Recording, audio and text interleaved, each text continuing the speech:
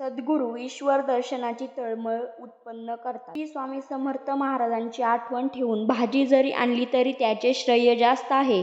जग काय म्हणेल याचा विचार करून स्वामी महाराजांना अंतर देऊ नये, तर मी कोण आहे याचा विचार करावा.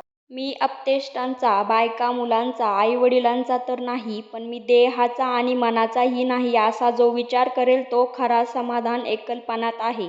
म्हणून अभिमान कमी कसा होईल ते बघावे. मी कर्ता नसून श्री स्वामी महाराजांचा कर्ता आहे असे मानावे. सर्वाभूती भगतभाव पाहावा. सत्यमागम म्हणजे सत्याचा समागम. सत्यपुरुषाच्या वचनावर विश्वास ठेवून त्याप्रमाणे वृत्ती बनवणे हा खरा सत्संग आहे.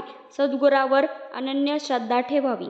त्यांच्या शिकवणीनुसार चालावे. जसे ठेवायचे असेल तसे ठेवा, पण विसर पडू देऊ नका. जसे ठेवायचे असेल तसे ठेवा, पण विसर पडू देऊ नका अशी प्रार्थना सद्गुरू चरणी करावी. खरे सद्गुरू विषयांची आसक्ती कमी करतात. अशा सद्गुरांना शरण जावे.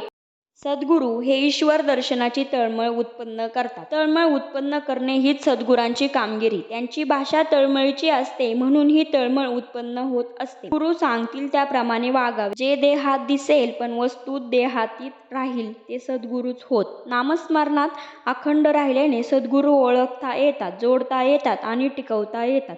जो श्री स्वामी समर्थ महाराजांचे सतत स्मरण करेल त्याला सद्गुरू भेटतील व त्याला श्री स्वामी समर्थ महाराजांचे कृपा आशीर्वाद मिळवून देतील. त्याचे कुठेही काही अडणार नाही. पण जो नुसता शब्दज्ञानाच्या मागे लागेल त्याला आसक्ती सुटणार नाही, त्यामुळे त्याचे जीवन सार्थकी लागणार नाही. धन्यवाद. असेच नवीन व्हिडिओ पाहण्यासाठी चॅनेलला कनेक्टेड राहा. व्हिडिओ आवडल्यास नक्की लाईक, शेअर, सबस्क्राईब करा.